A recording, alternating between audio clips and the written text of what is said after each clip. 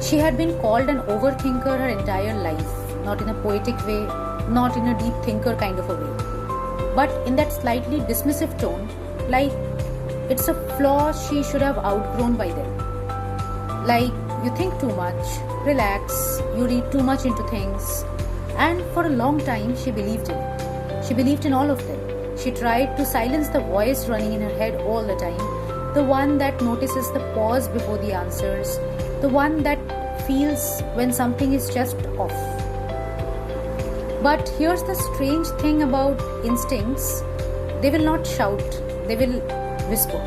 And if you keep ignoring them for long enough, they stop trying. There was a moment, she still remembered it vividly, where everything looked normal. People were talking, laughing, moving on with their lives. But something did not sit with her. It wasn't dramatic, no loud warning signs, no obvious danger, just a small shift. A glance that lingered a second too long, a detail that did not quite align, a silence that felt a bit heavier than it should have. And she remembered standing there, arguing with herself. Don't overthink, don't make this into something it's not. Isn't that what we are trained to do? Dismiss our comfort, dismiss our discomfort, our requirements for comfort, to stay likable, to stay easy, to not be that too much. But what if too much is actually the awareness you needed? What if the things we are told to suppress are the things that actually protect us? That moment changed how she saw overthinking. Because sometimes it's not anxiety. We all know that, we all have experienced that. Sometimes it is the intelligence trying to connect the dots faster than reality can do.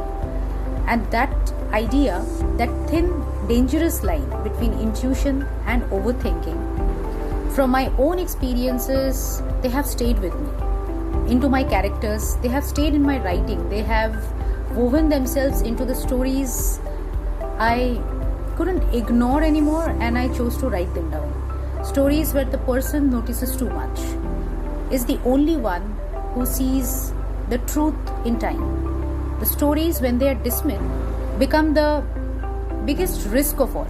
Now, that is exactly the space I explore in my books.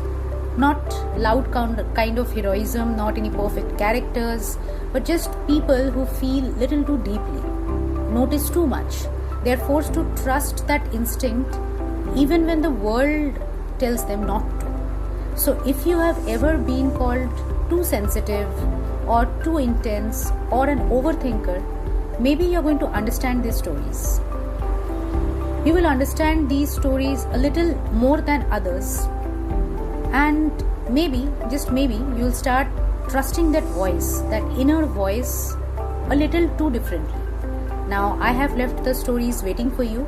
If you are ready to see what happens when noticing too much becomes the only way to survive, then you have to read Red Cap Reckoning. Yes, it's a psychological thriller, but it has many deeper layers woven within it. So go ahead, grab a copy for yourself. Thank you.